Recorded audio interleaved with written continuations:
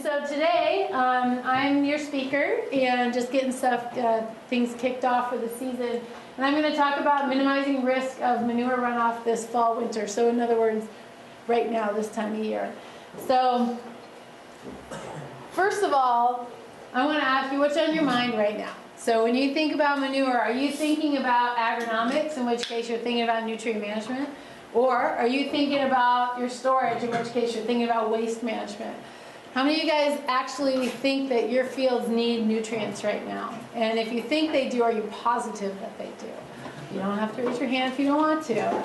But the point is that if you have your fall nitrate test, you've got some type of evidence to say, yes, I do or I don't. Do you know your soil types well enough to know which ones are your highest risk this time of year? Do you have the tools to be able to assess when it's a good time to go out and when it's not a good time? Should you go out right now? Should you wait a few weeks? Should you have finished this up a while ago? So in other words, when we think of this versus this, we're thinking of two extraordinarily different things. And I'm going to talk about nutrient management today. I'm going to talk about how do you manage that manure on your farm to maximize it for your crop use, but also in consideration of your storage management, and actually talk about how we do storage management. And honestly, this is like 2 slides and this is like all the rest. So storage management is essentially clean water management on your farm, and it's good timing of doing your nutrient management pieces. So when you think about this presentation, where is your brain? And hopefully I can gauge it back to here and get you thinking about agronomics. So I put this slide up here. This is Whatcom County, obviously, and all that blue stuff is all the surface water. This kind of lighter blue under there, that's the aquifer that kind of runs through our county. That's our groundwater concern. All that blue is our surface water, all the little lines, and all the red dots are the dairies and our facilities. And I put this up here just because where you're at in this county makes a little bit of difference about what your focus is, what your pressures are. And that's because our water goes different places. If you're up in Sumas, you're probably not necessarily in this room. Your water goes north of Canada. So your concerns aren't shellfish and these types of pressures as an immediate back tracer to you. However, if you were in this entire lower reach and all throughout the Nooksack, which is the majority of where folks are, your water does go down here to Portage Bay zone, in which case that's where our shellfish concerns are. That's the issue that really pushes and drives in our county, all the way backwards, fecal coliform, which leads right back to your manure. Whether that whole cycle is necessary, correct, or whatever is besides the point. The point is the issue and the pressures are there. And so we really do have to address that. If you're over here, kind of in the Drayton kind of zone, your water is going to over here to these kind of areas. Again, you do have shellfish concerns there as well. And in our county, the focus has always been fecal coliform, because that's what the shellfish issues are. But there are other things on your farm. We've got, whether that be pesticides or herbicides, if those things have been applied, those are different times a year. But there's also nutrients, phosphorus and nitrogen, that come off of your fields, and sediment as well, that can cause changes in aquatic environments in all of that water and or create drainage issues, which that's a big concern to you. You see that when you start building up sediment, or you get overgrowth of blackberries or whatever it is in those ditches, and you're cleaning them and you're working on all that pieces. That's a significant time and money influx for you. So many different concerns depending on where you're at and what your focus is. But when we think about those pollutants, as I kind of mentioned, where are those coming from? There's a lot of different sources. And the pathogen one in particular, I bring that about fecal coliform because they can't trace it back to, was it your manure, was it the horses next door, was it the wastewater treatment plant, septic tanks, natural sources, wildlife on your roof of your barns, it drains down, yada, yada, yada. There's a lot of different sources, in other words. But nonetheless, manure this time of year is one of our highest risks for creating a fecal coliform issue, because you're getting it out there maybe in times that are a little bit dicey, and that runoff is, you know, a valid concern, and that can get right out there. So we've got some ways that help you minimize that risk, a few different tools and various things I'll talk about. But we are concerned about that for all the reasons that I mentioned. Runoff, eutrophication, which is, if you've ever seen kind of, we don't get a lot of it here, but areas where a stream, a lake, or something, you may have seen pictures from back east, turns green and gets really algae-esque, that's from phosphorus getting in there. and other nutrients and creating that issue. So we don't see a lot of that, but that leads to low oxygen and toxicity. And then we've got like salmon habitat, which is spawning right now, and all those kind of conditions that are happening with that. That's a concern in those freshwater areas. So all these things kind of link back to those pieces, which always come back to you on the pressures of how are you dealing with this, what are you doing about it, are you the problem, or are you a good manager and you're actually working towards better solutions. So you can be on either side of that fence, whether you know it or not, is also an issue. So when we think about this in manure and nutrient management, this is a really simplified cycle, but I just feel it is nice to kind of put us in context here. So obviously cows make a lot of manure, 100 pounds a day approximately. That's a lot for you to deal with, but it's also one of the most valuable resources on your farm as far as I'm concerned. Granted, I might be a little bit biased there. So you got a lot of this stuff. And so using it appropriately is really important, and that's where you have that nutrient balance. Agronomic rate, meaning you're putting on what your crops need at the timing that they're going to be able to take it up without going in excess of that or under that.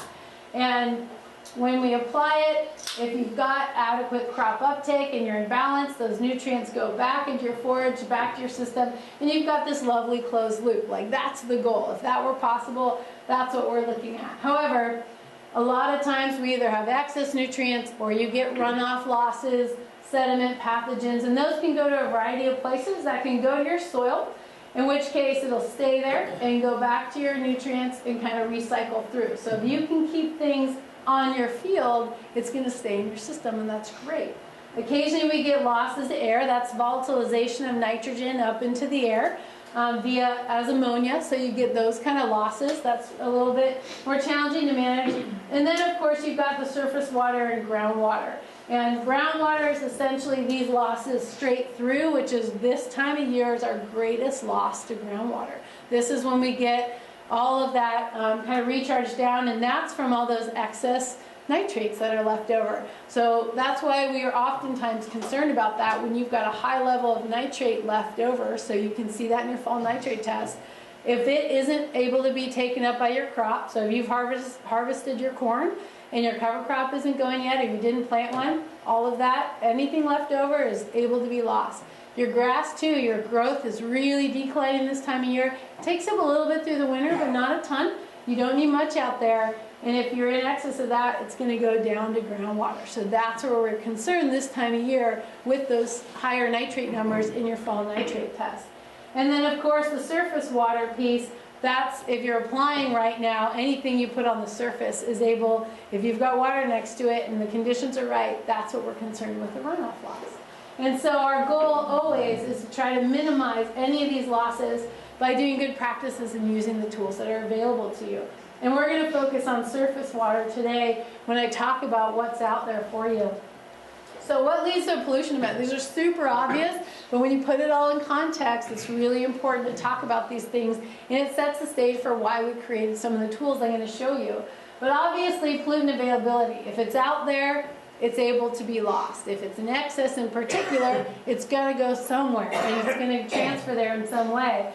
Improper manure application. You may have your timing or your rate perfect for your needs, but if you're not applying it appropriately, if you missed watching your big gun and it pools, or it travels too far and you're getting drift, or if you get way too close to the ditch in some respect and then you just get a little bit of rain, you get transfer. So kind of looking at that, what are you doing with the method, the rates, and the placement, super important on managing that.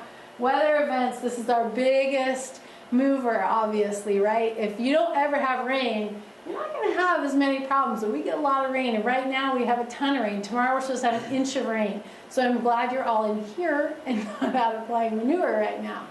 So that's a huge one, as well as high water tables and poor field conditions. Is your soil saturated? That's a big one. Not this time of year, but when we look forward to spring and to that late winter time, when your soils get saturated and you apply on top of them, that's when things can move right off because it can't get down into that soil profile.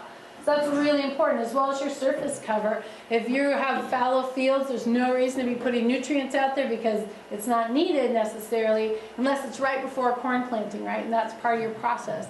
But this time of year, not really needed, and there's nothing to stop it and, you know, keep it from going anywhere. If you have a really rough field, when you till that up and it's rough and you apply, that surface roughness will stop anything from moving, and the forage does the same thing. So if you've got a buffer on the outside that's in grass, and or your field's in grass, all that grass stand, and when it's really thick, you don't want to be applying in high-risk times with a 50% cover or something like that. If you've got a nice cover stand, as the water tries to move through and it's carrying sediments or nutrients, and it starts hitting all those stems, it slows down, it stops. It collects all of that at that stem, and it can get in to your soil profile.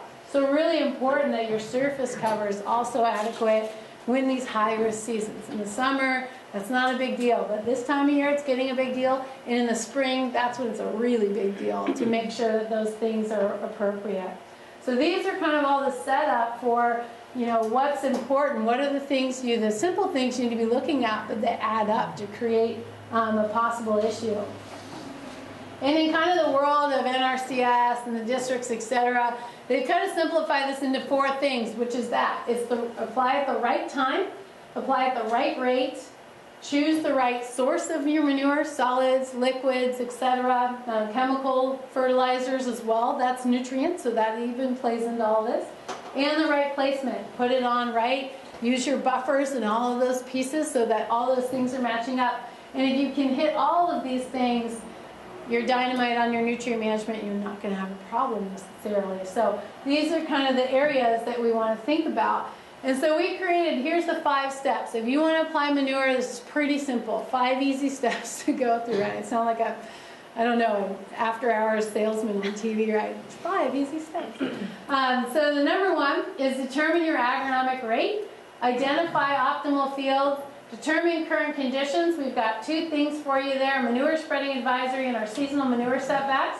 Assess your field conditions and fill out what we call an application risk management worksheet, and then apply and monitor your fields. So I'm going to go down each one of these and just explain it a little bit more and give you kind of the resources to do all this yourself. And important too, I should mention that while this is the most important high-risk times, fall and kind of late winter and spring, doing this assessment year-round is a great idea. Even this summer, right? We had a couple events where we had like an inch of rain, and if you weren't kind of watching at least these parts here, your agronomic rate was probably pretty good, but you weren't like, oh, I should put on a little extra distance or whatever, and you hit one of those events, you might have been caught with having a runoff or discharge event, which is what you absolutely don't want. And a lot of those things you can pick up in our monthly, or not ours, but monthly fecal coliform sampling that's done around the county. And I'll show you some of that work as well that's being done by local organizations. So the first for agronomic rate, this is pretty simple. So apply nutrients at the right rate and timing to match your needs. So the difference between agronomic rate is waste disposal versus nutrient management. So if you're not necessarily out there saying, okay, this is how much I need this time of year, grass needs, let's say at the, a 6-pound yield or so, or 6-pound yield, I need, 400 pounds out there throughout the year, and I'm going to split that over X applications. I need a little bit more in the beginning, I need less at the end of the year, and you kind of have that rough budget in your head, and then you go out there and you kind of figure that out each run based on, I've got my manure test now. My manure is pretty dilute early season, it's really thick in the middle, so maybe I'm putting on a higher rate at one time of the year, a lower rate at another to hit that 100 pounds that I need to get out. So that's really important, and that's essentially what this is. It can be a relatively rough calculation that you do, but you want to start paying attention as you get to August and September and October and start tightening that up so you don't have that excess at the end of the year. Getting it on nice and thick in the early season is great if you can, and all your soil types are going to be different on when you can get this out there. If you have nice high dry soils, getting out in January, a nice thick coat is awesome. If you have a really wet, dense soils and you can't get out there until May or June, this is going to be a little bit different. Maybe you get on a higher rate at that time when the field allows it and your application window is a little bit shorter.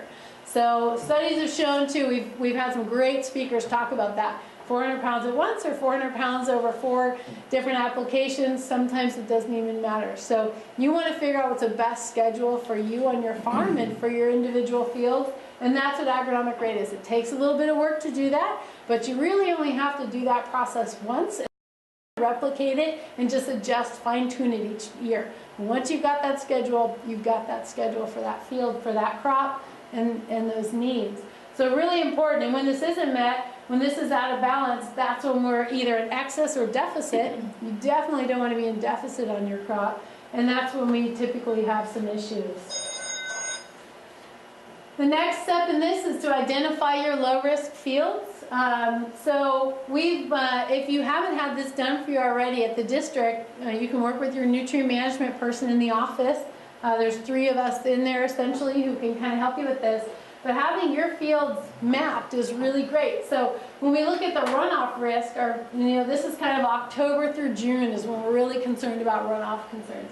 And you can have a mix of fields. Blue would be low risk, red is high risk, and this is mostly based on your soil type. We look at a lot of different things when we create these maps. So we look at all the different soil profiles and types.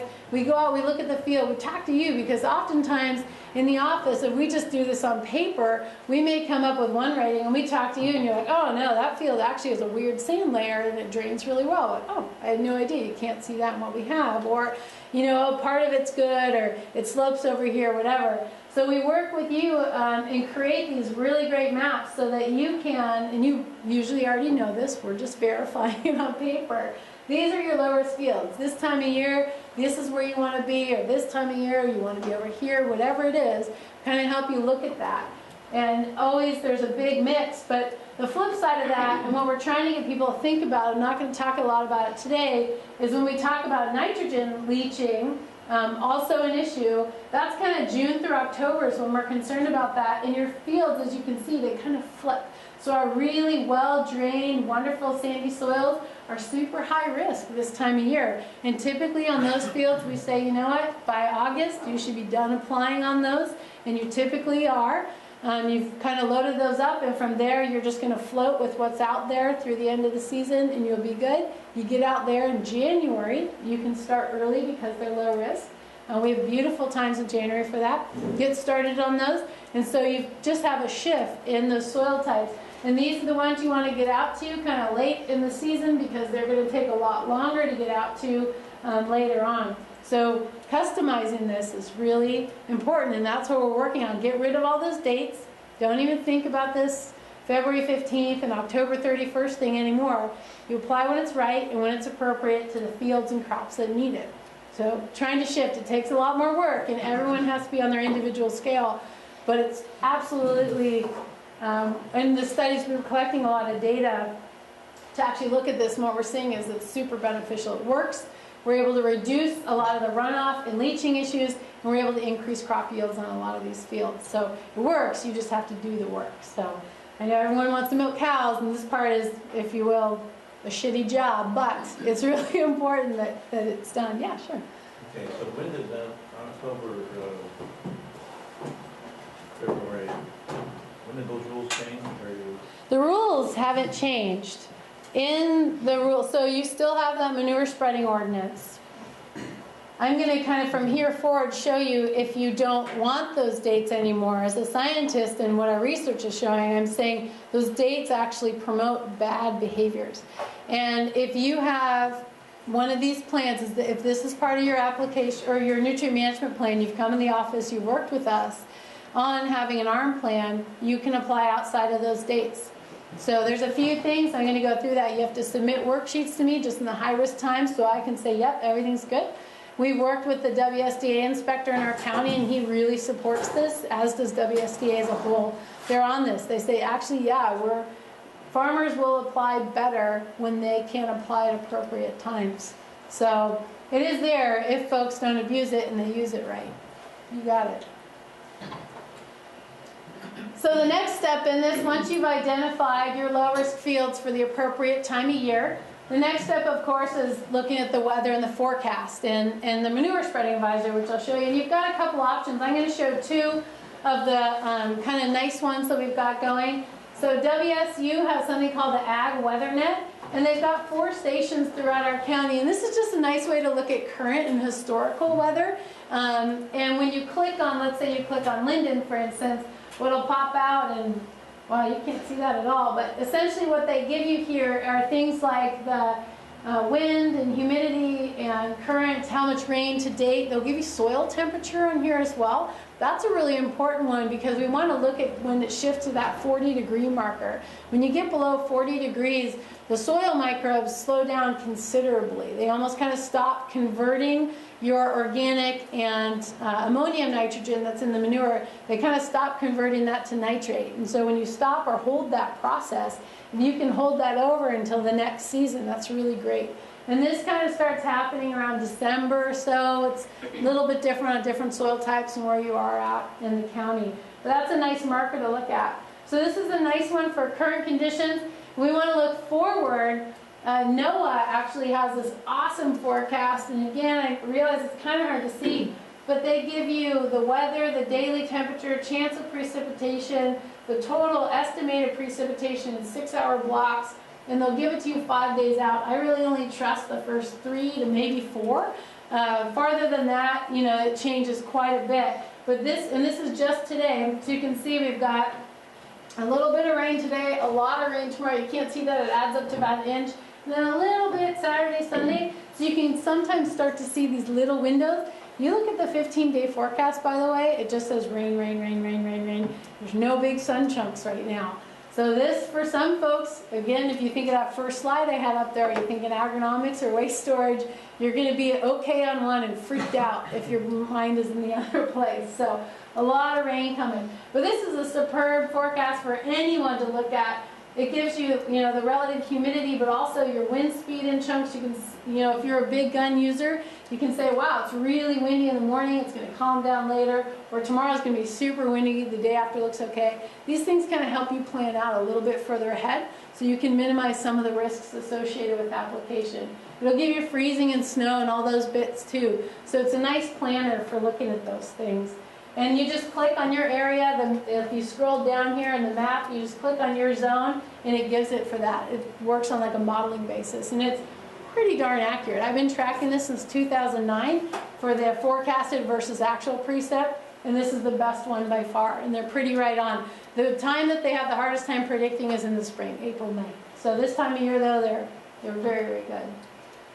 So the next step, if this is a lot for you to process, and you're like, oh man, I have to look at this, and then how do I determine, and da-da-da-da, what we've done is we've made this easy for you. So we created something called a manure spreading advisory, and it's for all of Puget Sound, but you've got your kind of Whatcom zone here, and you just zoom into where you are, click on it, and it gives you a 3-day forecast for manure spreading. And it does this so you can say, like today, so the example put up here, for instance, shows today is high, tomorrow's medium, and then it's low. By the way, this is not current. It was just red, red, red. It wasn't a very good example today, so I pulled up a different one. But essentially, this gives you a way to plan ahead. You can say, all right, today, I would say if it's red, go back to bed, kind of a thing, or do something else. So the risk is high, don't apply. You can come up with a whole bunch of these. But essentially, today's not a good day, but hey, 2 days out is. So if you use a custom guide, it's a great time to call them and get them on the books. And other folks may not be able to see that or whatnot. So a nice way to do that, or you can plan yourself, start pulling out reels and getting things ready for the few days out or whatever it may be. So it's a nice way to plan ahead. Again, today, if you looked at it, it's just red, red, red. Check again tomorrow. Things may change. The forecast does change. So this is real time, and it's based on that. Also, when you go to this, I give you a little bit of a text as well. So for that, right then, I can give you a little forward. Hey, there's a big chunk of high pressure system coming in, or low pressure. Things are going to get wet or dry, whatever it may be. Just give you just a smidge bit more, or don't apply. Wait till Thursday, or get out today. This is your last day. A big storm's coming in. Whatever it may be, I try to give you just a little bit more over there so you can get a little bit of extra text on there.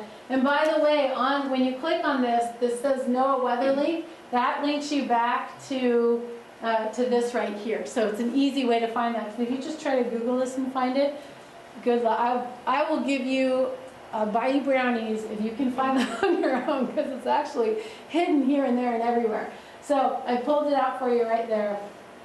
Another thing that's on here is the current manure application setback distance. And this is really important as well. So this is your second line of defense, if you will. And we've created this kind of variable distance. I think most of you know about this. Instead of just saying, and if you've got an old plan and old maps, it may just say 35 feet or 40 feet or whatever it is, all your fields all the time. What we found is that it's not necessary and or it's not protective enough at certain times of the year. So this is variable. In the summertime, for instance, it's 10 feet. You can get right up when we're not expecting rain. Nothing's coming through. Get right up so that you can make sure that your field is very well kind of fertilized. You're getting good grass growth or corn growth, whatever it may be. And then at the higher season, we ask you to start shifting out. And right now in October, you need to be 80 feet back from waterways. And that's because the amount of precip we get and the saturation that occurs this time of year, it's going to start traveling off your field. And so 80 feet has actually been shown with a lot of research studies and all that kind of jazz that kind of shows this is a good gradient. And that will maintain all the way through February, and then March, April, it kind of bumps back down to 40 and then to 10. So we've kind of asked you, will you give us more space on the high risk times and we give you less, if we give you more space, if you will, in the low risk times. And we're actually going to start demonstrating this with some research projects, because there are a lot of organizations out there that say, well, this is actually work and we want everyone to have 100 feet all the time, and which is ridiculous. So now we're going to kind of proof this up with some research studies to show absolutely this works, etc. So that's what we do to kind of help support and promote the good practices and things that you guys are doing. So the next step, so once you've kind of said, yes, it's agronomic, yeah, I've got my low risk fields, the weather forecast looks good, and this time of year and in the kind of winter time as well, the next step is actually kind of putting all that into one place. And we've created this application risk management worksheet, or ARM worksheet, and it essentially asks you about what are the forecasts, what's your soil type, what's your soil moisture, so asking you where are you at with your saturation on that, what type of equipment are you going to use to apply, what's your manure application setback, and I only ask you that so I know that you looked or that you know. And then, do you have a water body nearby, or are you clear on that field? And at the end, as you go through, it's going to give you a little bit of feedback when you hit something that's maybe a little bit higher risk. Like, let's say you say, oh, I've got, a 1/4 inch of rain coming. It's going to say you're hitting a high mark right there. Certain times of the year in the summer, that's probably totally fine. Your soil can take it. If that was in, let's say, March, I'd say, you watch out for having a runoff risk because your soil may be saturated. So check on that soil moisture part. So it just gives you a little bit of feedback as you go through, and at the end, it gives you an overall risk for that particular field on that day. So you want to do this the day before, day after, no more than 24 hours in advance, because the forecast and all those things change so much. And then you can print this out, and this is now your record for your manure application event. So if you've looked at or you've heard about the new WSDA record-keeping requirements that came out, it's been 1.5 years now or so. Part of that now is, did you look at the weather? Did you document that? How much did you put on? So this is a wonderful way to print this out, and if your neighbor comes by and says, hey, Joe Blow's applying in January or November, and that's not okay, you can say, actually, here's my sheet, and it's fine. And as I mentioned earlier too, our local WSDA inspector knows about this, and will ask about, do you have your ARM worksheet, if you're applying in X time. It also, not only does it give you flexibility, but it also holds you all accountable. If you decide to go through this and it says hi, and you decide because you're freaked out about your storage, you're going to apply anyway, and you have a discharge, all this sheet says is I told you so. So it's also a way for you to, you're consciously going through a process and making a decision. So it goes either way. I'm hoping it works in this way, that you can say, hey, it's low risk and I'm good to go. So that's what it gives you. And as I mentioned, I'm sending this to me personally. I don't share with anybody. I just want to make sure it's done right. If you're going to apply in January or February or November, something outside of our normal ranges, you want to work with me on that. I will also work with folks if you are having a storage issue early season and you need an emergency application. We'll go through the same kind of process as well to find the lowest risk place if that's your only option. So again, I'll work with you on doing any of these types of things as necessary. So those are kind of the pieces. I mean, relatively simple, right? Just, you can do it on your phone, you can do it on your computer, wherever you're at. check that manure spreading advisory, things are good, fill out the worksheet, things are still good, go for it, you're good to go. So pretty simple, and or you may kind of modify your choice on what you're going to do that day. So we've also got, if you want to take it a step further, and all of those things that are in this worksheet here, and you're kind of like, well, what does she mean by soil type, or what does that matter? We've got this great website that we've actually created just for dairy, for their nutrient management planning, essentially. So minus all the details that are in your nutrient management plan, this is all of the important information. We've tried to bring a dynamic nature to that very static document and give you something to do with that. If you have a question, or you're like, oh, she talked about those, you know, record keeping requirements. What in the world is that? Did I make sure I saw that? It's all here. So all those things would be learning resources, or you can access the manure spreading advisory from here. That application risk management worksheet is on here for you. Any other information you want to know about your dairy plan, about nutrient management or feed management, any of those pieces, we've got all that info here. And here you can learn more about that water table, or how do you figure out your soil moisture. There's a really easy way to do it.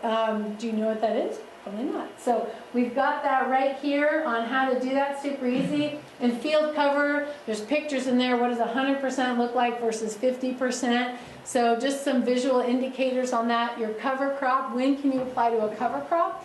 So that's something a lot of folks want to know. Typically you don't need to, you get enough carryover, but there are times in the spring, if you're going to harvest it and your soil levels are low for nitrate, you can get out there with some manure. So if done appropriately and it's nice and thick and growing really well, those are okay. So it kind of gives you all of those things and lets you know a little bit more about that. And there's some cards by the sign-in sheet actually that have all of these addresses. So for this site, for that manure spreading advisory, and for the ARM worksheet, all three of those websites I put on a little business card over there, so you can just take one with you on your way out, so you have those with you at all times. Put it on the wall, your pocket, whatever's necessary, so you can find this stuff.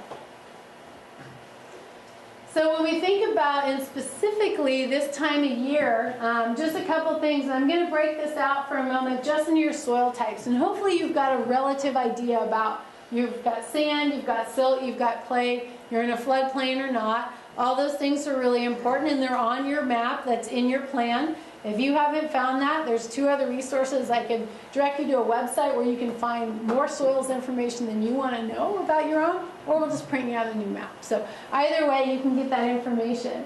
And when we think about sandy soils, as I mentioned earlier, we're most concerned about leaching rate in the fall. They're well drained, they're going to do great. We're not going to have a lot of runoff issues off those suckers.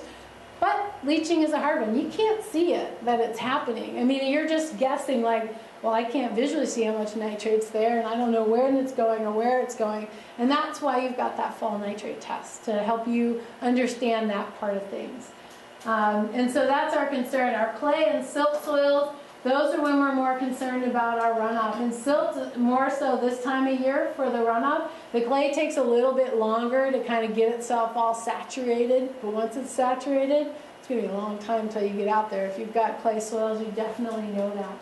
And so these are kind of those characteristics when we look at sand, silt, and clay. Our infiltration and drainage, our permeability, those are those kinds of things we're concerned about. So when we think about runoff, as I mentioned, it's very low for sand, medium for silt, high for clay. And when we think about manure application schedules, it's that sandy soil that's January to August.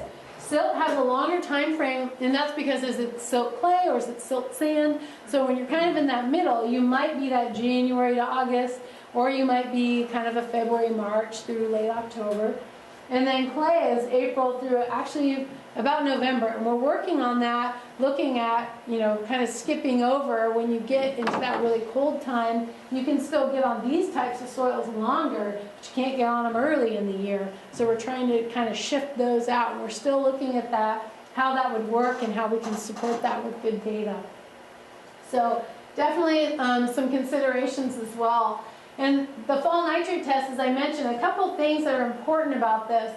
And essentially what that is it's just that quantity of plant available nitrogen as nitrate that's out there.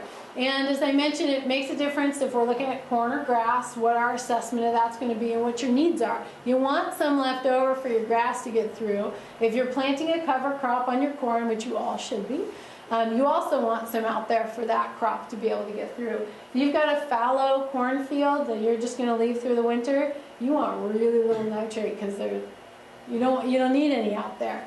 But of course, it's kind of challenging to be able to gauge that and get that number just right and all those pieces. So there are a lot of pieces that go along with, or considerations I should say, that go along with that nitrate test. But essentially, here's a few guidelines. So when you take that sample, you want no manure application at least 30 days prior. You want to make sure that that's all kind of converting and you know what your pool of availability is out there. After September 1st, you want to take it before 5 inches of rain if it's a loam or a clay soil, and before 3 inches of rain if it's a sandy soil. And just an FYI, as far as our office is right here, we've had 5.5 inches. So hopefully all your fall nitrate tests have already been taken. So if you take it after that, the point is that a lot of that has been lost below that 1 foot, and so you're not getting an accurate value of what's actually there. And this test is for you. It's for you and your management forward. It's, you know, a lot of folks just take it as like, well, I have to take this. It's some regulatory thing, I think, and yada, yada. Try to get that out of your head and actually use this as a tool for you as a manager to say, oh, I've got plenty out there. If you get this back and it's 1 part per million, let's say, and you've got a crop that needs to get through, maybe you need a little bit out there this time of year. If you get it back right now and it's 80, you are way over your needs. So you're fine. You don't need anything out there. So it really depends.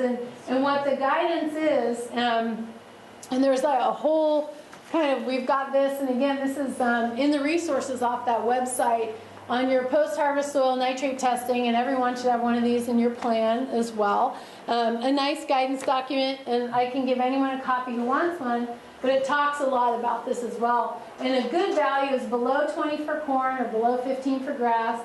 A bad value, if you will, high value is above 45 for corn or above 30 for grass. So, that's this time of year. Other times of the year, if this value is really, really high, that's fine. So it depends. If you take in the summer and you're high, that's great. You're just getting through it and you're using it up. And the spring is different too. This is just these values for the fall. And if you're hitting these high values, that means next year, maybe you need to reduce your applications after August 1st. So you did a great job. You got it all out there. Your needs were met early on if you want to stick with that schedule, and just cut it off after that date for agronomics. So, and why is that value an issue? As we talked about, it's for that nitrogen leaching value. And yes, your inspector does look at these things, and they do take some value on that, just to give you a little feedback, like, oh, these are pretty high. Most likely, we've had some leaching issues. And while you don't have to worry about that, kind of acutely right now, in the future, I'm sure Department of Ecology or someone else is going to create some type of regulatory implementation that goes along with leaching, so you might as well get started now on managing that and being knowledgeable about it the best you can, so you don't have to worry if something else comes up down the line.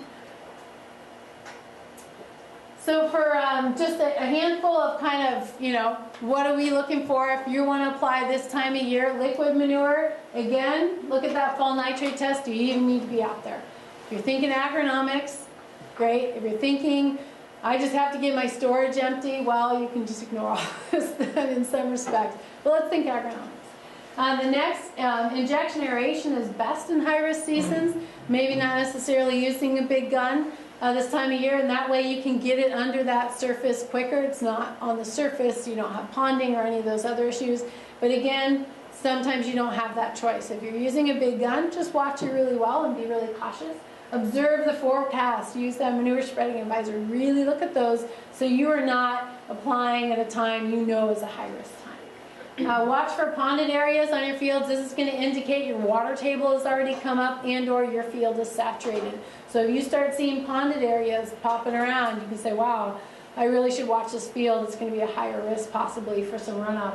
It may be a compacted area as well. So that's compaction, by the way, on your surface acts just as a saturated field. If it's compacted, it's just going to run right off. So compaction is always just as important in this. Watch for swales and slopes to waterways. So if you don't really have water next to your field, you're like, ah, it's not a big deal. It's, you know, through the next field. I shouldn't have to worry about this 80 feet junk on this field. Well, if that swale goes from that field right through the other one, right to a waterway, you can think of that thing as a waterway. Stay back from that. Because if it slopes down and you get rain, that's the place it wants to go, right into that swale and right on through. So be aware of swales just as much as you are slopes to waterway. If you have a waterway right next to your field and the field slopes up to it, you probably don't have to have as big of a setback there. So it's just assess that. Can water run into a water body? If so, have those setbacks in place. It's kind of like your insurance policy. And then, and as I mentioned, just this time of year, it's at 80 feet and keep that going. Solid manure. So this is actually something a little bit different, and historically folks have not treated solid manure like liquid manure, but you should, because it has the same potential to run off. It can take sediments and all sorts of stuff with it as well. So really important that if you are going to apply solids this time of year, and a lot of people use their fields as storage vessels through the winter time, if you're going to do that, bigger piles are better. A lot of little ones are not as good as one big one, because one big one is going to have a smaller footprint and less of a problem. If you have a bunch of little ones, you're expanding or enlarging your footprint of having a runoff problem, and that stuff will still contribute nitrogen. There's nitrogen in your solids, and as it saturates, it kind of oozes through there and gets into the soil, and then it's lost. So you don't want to lose those nutrients as well. You want to maximize its use. Don't store piles on fields in a floodplain. That should be kind of obvious. Anywhere it's just going to be carried off. Then 100 feet of a water body, we take that a little bit further because it's there for longer. It's not just a short term and it's going to kind of get into your soil. If that thing is there for a while, you want to have a little bit more distance because it can start pooling and kind of creating a larger kind of footprint if it starts saturating in that zone. Obviously not on a slope or near neighbors or on very well drained soils, because you're just going to get a lot of loss right out of there. So by the time you do apply, I mean, it's kind of double. Not only are we concerned about losses, but for you, the nutrient value really decreases if you store the stuff out in the field without kind of getting it into that field. A nice line of defense, a few just, really easy things that you've heard about but that you can do. Planting cover crops. One of the best things you can do, get those on there. Whether you plant that as a relay crop in the spring, kind of interseeded, or you plant it this time of year as a cover crop when you get your corn crop off. It's a really valuable product that you can have. Not only can it give you feed value if you choose to do that, which is the best thing to do, is harvest that in the spring, but you've also got that as a nice field protector. You're not going to lose so much of your soil that you worked hard to kind of put manure on and work that soil and build that tilth. You can lose a lot of that throughout the winter time if it's running off somewhere, or even if it's just moving to the edges. So cover crops kind of help stabilize that and keep that all in place. And one thing we're doing for those folks who do plant cover crops, we're trying to really promote that you're doing good practices. And so here soon we're going to start putting out signs that really show that. Cover crops are protecting the bay. We have some kind of a little tongue-in-cheek. We have some that say cover crops provide swan habitat as well for those fields that swans come and kill, and all those pieces. But you have great swan habitat. So few folks really do have a problem. But so in high areas, where you've got a lot of the public driving by, the guide or Hannigan or Badger or out in some other areas, starting to put these signs up gets folks like, oh, what are dairy farmers in our area doing? They're doing some good things. So we're trying to really get you guys some good credit. It's well deserved for those folks doing these things. So if you've seen these signs before, awesome. If you think you're in a place you want some of these, just let us know. We're happy. We'll put them out. We take them off right before you start harvesting. You don't have to do a thing. So we just want to promote good practices out in the community. Of course, the vegetated stream buffers. If you have a grass field well managed, you kind of already have a vegetated buffer in, well done. If you want something a little bit more permanent, over the years you've probably heard all sorts of different options, 40 feet, 100 feet, and all these pieces. Right now, Frank Corey in our office has done some great work on looking at 15-foot hedgerows. So just planting right next to a stream, not only is it a kind of buffer somewhat for the runoff, but it's great for drift and preventing that, and it's really good for the habitat. And what he's found actually the biggest benefit to you is drainage. So if you can actually shade out that stream, of 15 feet is not very far. It's probably your drive lane anyway. It's an area that you're not necessarily utilizing. By being able, if you've got a ditch or something that always clogs up with sediment or grass and you're always killing it or spraying it, by planting these hedgerows, it actually eliminates that altogether. It'll shade all that grass out, and you have limited, if any, drainage maintenance you'll ever have to do again on there. So it's amazing what they can do, and there's some really good, if you're curious about this, I'd highly recommend just contact someone in the office. Frank is the best person, and he can give you an address like, hey, you're curious about these, you know, go to X address, here's a great example of one. And you can just drive by and check it out. So it is a great way. It meets so many of these needs all at once, and they'll put these in for you. So all you have to do is say, sure, and there they go. So otherwise, having kind of grass buffers, if you're in a, like, you've got a cornfield, you know, a soil that moves a lot, you're right next to a ditch, you're tired of worrying about this and that, you've got, you know, issues with neighbors, yada yada, this is usually your best option. Just put something in, you can harvest that grass as needed, and it's an easy way to do things. So a lot of different options if the setback alone is not working for you. If you do grazing, obviously, good grazing rotation and fencing, mud mitigation and runoff prevention, all these things are just as important on grazing indoor paddocks or pastures. Here's some don't do this kind of photos, right? So this one, a lot of these, I'm sorry, are a little bit hard to see, but here's a drainage ditch full of blackberries. Don't do this. This thing is horrible. It's not working for you at all. It's just causing so many problems. You're probably damming things up upstream. And that's a big issue too, right? If you're not working on your drainage maintenance and you've got, you know, sediment bars or dams or something that's happened and that starts backing up, it's going to flood your field and take manure or whatever else is on there, and when that unclogs or it gets going, whoop, all that goes right down, and that can be technically a discharge. So, and you're like, but I did everything I was supposed to. It's just, you know, it's plugged up or whatever. So having really good ditch maintenance is super important for not having those problems. Or maybe you did that to your neighbor and they're, you know, probably kind of mad at you about that. So looking at that downstream. Also not applying, as you can see, this is from a big gun, you can see, or excuse me, kind of a turn. Don't get right up to the ditch. Setbacks are fine. Even 10 feet would be great here. So all those pieces. You know, cutting V ditches in, allowing, you know, mud main, you know, right up to the edge, all these types of things. So these are kind of examples of no-goes. And so just to think about for a few minutes clean water maintenance. So in that first slide, if you want to think more about agronomics and you don't want to worry about your storage as much, your first thing to do is clean water maintenance. It's amazing how much a little bit of management, fixing a gutter and or putting a cover over a slab area, if you calculate how much slab you're collecting right now, or how big that roof is that has a broken gutter that you just haven't gotten to, you have an area that's 100 by 100, so 1,000 square feet. Over the winter time, that's almost 200,000 gallons of clean water you're collecting. That's not a very big area on a lot of farms. So think about that when you go back and you kind of look around and like, how much clean water am I collecting? And if I put a roof here, wow, that would give me a month of storage or something like that. And suddenly, this time of year, you wouldn't be so pressured. You wouldn't have to worry so much. And you could kind of get through your winter a lot more comfortably. So looking at gutters, downspouts, roof panels, slab, driveways, diverting, not collecting clean water anywhere you possibly can makes a huge difference. So doing a clean water assessment on your place is super, super valuable. Another thing, how much rain do you actually get? If you're curious, we actually have free rain gauges back there if you don't have one already.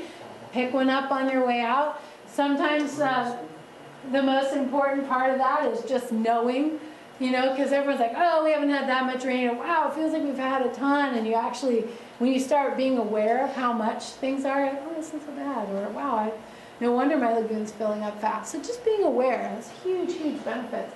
And this actually, these rain gauges in particular, link to a national network that you can plug into. And people, this is just everyone who has one of these gauges, if you want to, you can log your data so you can see it over time right there. You don't have to. But if you want to, it's kind of a neat way to see kind of that just community rain gauge, you can see, wow, they get a lot up here versus here. So just kind of interesting in a lot of ways to see how the county really changes. And now I just want to give a couple slides, as I mentioned earlier, about who's doing monitoring and where. And you may already be aware of a lot of this, but this is obviously Whatcom County. And the red dots are all current monitoring stations, and the yellow dots are historic. But some of these pick up. And the blue dots are marine stations. And all of this is monitored for fecal coliform and a few other things throughout our county. But that's the big one. And you've got a lot of different agencies that are looking at this. Department of Ecology, Department of Ag, Whatcom County, WRIA, which is the main folks who look at the majority of all these sample stations. And USGS does some on some of the stream flow pieces. But you can see all the way through the South Fork, all the way through the Nooksack, all of those drainages that come in, the Drayton Harbor, all those zones are really looked at quite a bit. And so this is monthly monitoring that's done, and we actually take the data from that and we actually put it up onto like a monthly interactive map, and that's up on our website under Watershed Health Assessment, where they just change how they're giving us things, so we're like a month or two behind on getting stuff up.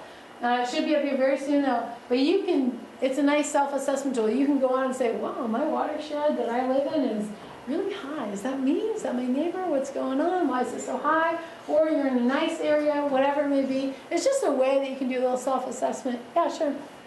Are these samples being taken random, or are they kind of selected around rainy periods? So the way that they do their sampling kind of changes throughout the year, but they try to do it on, we do it this day and this day, so that they take away that randomness a little bit, but they also do storm sampling as well. So the protocols that WRIA has for when they do their sampling, or Department of Ag or Ecology, they're all a little bit different on when they take their samples. So, but it does make a difference. It makes a huge difference. It makes a huge difference. You can stack the deck. A little bit, right? So, but they do take samples all year round as well. So, and it's usually, like I mentioned, they kind of set, okay, we'll take it on the second Tuesday and the fourth Tuesday of the month, and no matter what the weather. And then they'll take extra ones with storm events just to see. So, yeah. And that matters for what they use that data for and how they report it. And that would be a whole nother talk. And I gave something similar last year. You can check on our web videos that we've got. But it does matter. You're right. One thing to do, actually, so when we think about that, and you're like, well, I feel like they're stacking the deck, is take your own samples. You can go in your stream next to your place, whatever field that is, wherever it is, and you can absolutely take your own samples. The only thing, if you're going to do that, you just want to follow a handful of really good protocols. And actually on the table over there, there's kind of a little 2-pager here on guidelines on how to take water samples. Just pick one up if you're curious, if you ever wanted to know or you want to do that yourself. Essentially, you just want to follow standard procedures. And the reason you want to do that is because, let's say there's a high count and you take it off your field and it's a low count, and someone comes up and says, hey, you're polluting, it's all high over here. And you can say, no, it's not. Actually, here's my numbers. Why don't you go upstream or downstream or look for something else? But if you didn't take that sample right, someone can devalidate that very easily. So you just want to make sure that you said, I followed standard protocols, I took it in the right container, I picked a representative spot, I didn't contaminate the sample by having dirty hands when I was doing that, or touching the lip, or those types of things. And this little handout goes over a lot of those things. I stored and preserved it. If you're going to take fecal coliform samples, you have to get those to the lab within 6 hours. There's a very short window on that. If you're just doing nutrients, you have a lot more time. You could freeze those, collect them for a while, take them to the lab. So whether you're doing fecal coliform or nutrients, it makes a big difference. Use a lab endorsed sample container only. So a couple examples of what that looks like.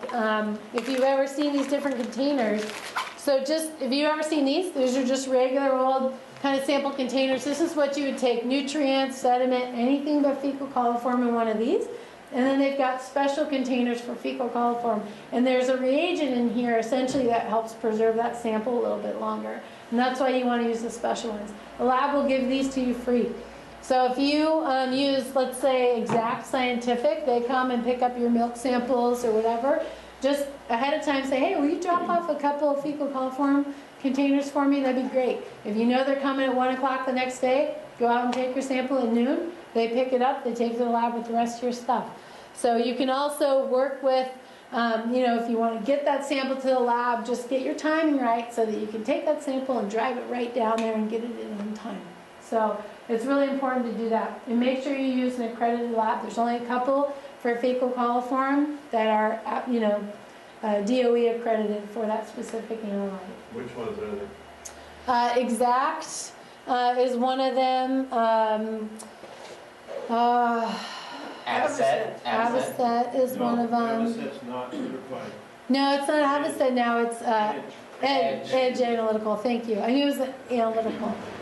So it's Edge and Exact right now are the ones that are there. What is the cost per sample? It's about $32 for a fecal coliform sample. So If we get if we all kind of work together, think that come over cheaper. you bet. And so that's actually one thing I wanted to talk about, is that there's actually something called a stream team that you can do, and or if the dairymen themselves just say, hey, we'd all like to start doing this, and we can guarantee we're going to send in 30 samples in a month, the lab will absolutely work with us. Or, if you guys want to set up a network and you want to kind of work with us so you can make sure it's set up kind of right, you've got your protocols. They're called kind of stream teams. If you want to do it in your watershed or your little zone, we can work with the lab on saying, hey, can we get these samples for 20 bucks? If these guys want to put them in. And the labs usually are very good about working with us on that. So if you guys are interested in, Annika, who just went to turn off the loud heater for us, so she is our new education outreach specialist at Whatcom Conservation District. And she's a great person to talk to about developing that stream team and that concept.